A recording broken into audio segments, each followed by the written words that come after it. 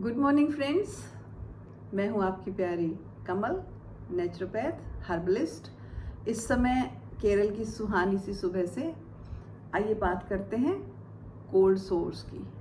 जिनको नहीं पता कोल्ड सोर क्या होते हैं, लेकिन मुझे लगता है कभी ना कभी ज़िंदगी में उनका सामना ज़रूर हुआ होगा। बुखार चढ़ने के बाद या किसी लंबी बीमारी के बाद या कभी बहुत थकावट हो जाती है जो काफ़ी दिनों के तक चलती रहती है, हमारे होठों के किनारों पर कुछ छोटे छोटे फफोले हो जाते हैं, छाले जिनको बोलते हैं, और कुछ दिन तक वो बढ़ते रहते हैं। मुंह खोलने में भी समस्या आती है, एक्चुअली में तो पीड़ा होती है, दर्द होती है उसमें, और फिर मुंह खोलते हैं तो कट भी लग जाते हैं। खाना खाने में भी समस्या आती है और बोलने में भी समस्या आती है। फिर धीरे धीरे वो अपने आप चले जाते हैं, 15 दिन 20 दिन जितना भी वो समय लेते हैं। तो इनको हर्पीज़ वायरस बोला जाता है। हर्पीज़ वायरस की वजह से ये होते हैं। अब ये हर्पीज़ वायरस आ कहाँ से जाता है? क्योंकि हमें हो सकता है कोई दूसरे वायरल बुखार चढ़े हुए हो, उस टाइम चढ़ा हुआ हो, या कोई और समस्या हो, पर ये हर्पीज़ कहाँ से आ जाता है? भारत में यह हर्पीज़ वायरस लगभग सभी को तो मैं नहीं कहूँगी, पर बहुत ये जो है व्यापक है, बहुत लोगों को हो जाता है, जाने अनजाने में ही, बचपन में ही हो जाता है। माएँ जब बच्चे को प्यार से उठा के गोदी में पारियां करती हैं, यहाँ यहाँ यहाँ, वो उस टाइम फैल जाता है। माएँ क्या, परिवार के सभी लोग करते हैं, तो वहीं से शुरू हो जाता है। अगर कोई भाग्यशाली बच्चा वहाँ से बच जाता है तो फिर हम जो आपस में बर्तन शेयर करते हैं, कप गिलास है ना, उससे हो जाता है। अगर वहाँ से भी हम बच गए हैं तो फिर स्कूल में बच्चों के साथ जो शेयरिंग होती है वहाँ से हो जाता है। नहीं तो फिर बड़े होकर जब हम चाय या पानी जो जो भी शेयर करते हैं, फिर लिपस्टिक शेयर करते हैं, और उसके बाद जब शादी हो जाती है तो फिर उसके बाद जो शेयरिंग होती है उससे हो सकता है। तो कहने का अभिप्राय ये है कि ये होता ह्यूमन टू ह्यूमन कांटेक्ट से ही है, और एक बार जब ये हो जाता है तो ये आजीवन हमारे शरीर में रहता है। और जैसे ही कोई प्रॉब्लम होती है, बुखार हुआ या किसी तरह की भी स्ट्रेस जो है मेन उसमें भूमिका रखता है कोई भी बीमारी होने में, तो उसमें भी ये हमारे होठों के किनारों पे निकल आता है, और इसको कहते हैं जी बुखार निकला हुआ है। तो होता ये हर्पीज़ वायरस है। दो तरह के होते हैं। ये 1 होता है हर्पीज़ वायरस 1, जो मुंह पे इधर निकलता है। हर्पीज़ वायरस 2 प्राइवेट पार्ट्स पे निकलता है। अब बात करते हैं कि इसको हैंडल कैसे करना है, क्योंकि रहेगा ये 7-8 दिन, डिपेंडिंग अपॉन कितने वीक हैं आप। जल्दी ठीक होने वालों को 2 दिन भी रहता है, कईयों की नहीं भी होता है। तो बेसिकली इम्यून सिस्टम जैसे ही पिकअप करेगा ये ठीक हो जाएगा। तो इम्यून सिस्टम का जो बूस्टर है, सबसे पहले वो इग्निशिया नाम की हर्ब है। उसको आप अपने नेचुरोपैथ से पूछ के खा सकते हैं, पी सकते हैं। अगर लिक्विड दवाई है, जो भी चीज़ें करें आप अपने नेचुरोपैथ से एक बार तो पूछ लीजिए, जो भी आपके पास है, कि क्या मैं ये वाली हर्ब ले लूँ या सप्लीमेंट ले लूँ तो बेहतर है। तो इग्निशिया ये एक तरह एक फूल होता है एक्चुअली, तो फूल से जो दवाई बनती है उसको हम ले सकते हैं। इग्निशिया की चाय बनाकर, चाय को हम अपनी भाषा में काढ़ा बोल देते हैं, पर हर्बल टी ज़्यादा अच्छा लगता है, थोड़ा डेलिकेट लगता है, तो हर्बल टी बना के पी सकते हैं।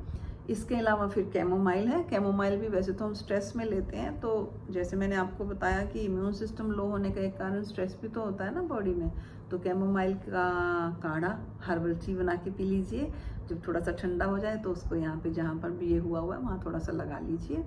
इसके अलावा जो हर्बल टीज़ में आती है लिक्विश मुलट्ठी जिसको बोलते हैं, मुलट्ठी तो कहीं भी मिल जाती है अपने भारत में, तो उसको बॉयल कीजिए और उसको लगा लीजिए। थोड़ी बहुत पी सकते हैं, पर जिसका ब्लड प्रेशर हाई है वो काफ़ी सावधान रहें। मुलट्ठी ब्लड प्रेशर हाई करती है।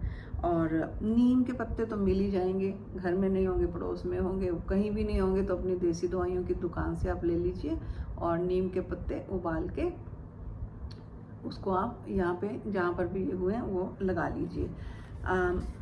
लेमन बाम शायद सब किसी के घरों में नहीं होती, कुछ लोगों के घरों में गमलों में लगाई होती है, क्योंकि इसकी खुशबू बहुत अच्छी होती है, और लोग चाय में भी डाल लेते हैं, नॉर्मल चाय में भी, और हर्बल टी तो बना के पी जाती है। ये जो है आपको एक्चुअली तो एंजाइटी से बचाती है और डाइजेशन को भी इम्प्रूव करती है, लेकिन ये एंटीवायरल भी होती है। किसी भी तरह का वायरल बुखार वगैरह जो होता है उसमें ये सहायता करती है।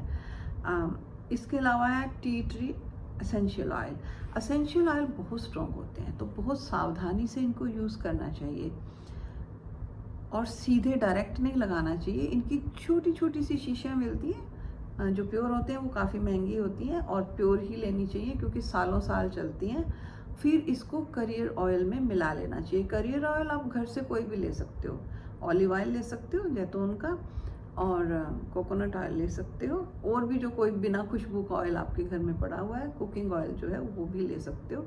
तो उसमें थोड़ा सा मिला के उसको जहाँ भी अफेक्टेड एरिया है उसके ऊपर आप लगा सकते हैं। तो ये तो थे सारे जो हमारे हर्ब्स और एसेंशियल ऑयल थे। विच हेज़ल भी एक ऐसी हर्ब है। विच हेज़ल का आपको कुछ ना कुछ बाज़ार से मिल ही जाता है और डाइल्यूटेड होना चाहिए, नहीं है तो पानी में मिला के डाइल्यूट कर लीजिए और उससे आप उसको वॉश कर लीजिए। एलोवेरा, एलोवेरा तो बहुत लोगों के घर में होता है।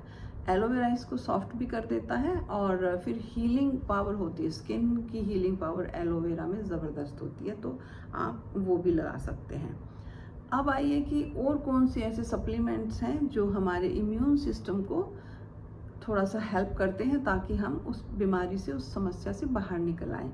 विटामिन सी सबसे बड़ा हेल्पर होता है, तो थोड़ा सा हाई डोज उस टाइम ले लीजिए, आप अपने केमिस्ट से ले लीजिए, लेकिन डॉक्टर से पूछ लीजिए क्योंकि कोई भी ये चीज़ें हैं हमें बिना पूछे तो नहीं करनी चाहिए। 500 मिलीग्राम 2-3 बार ले लीजिए दिन में, हो सके तो 1000 मिलीग्राम भी ले सकते हैं। वैसे तो ये हम काफ़ी हाई डोज ले सकते हैं, इसमें कोई इतना खतरे वाली बात नहीं होती, ना ही ये हमारे शरीर में रुकता है, ये निकल जाता है साथ के साथ में, इसलिए बार बार लेना पड़ता है इसको। फिर विटामिन बी कम्प्लेक्स तो बहुत ही सहायता करता है। विटामिन B6 और विटामिन B2 ये दोनों तो बहुत ही इसको रोकने में सहायक हुए हैं। बी कम्प्लेक्स पूरे का पूरा ले सकते हो आप बजाय कि विटामिन B1 लें, 2 लें, 3 लें, बी कम्प्लेक्स जिसमें कि सभी कुछ होता है आप वो ले सकते हैं।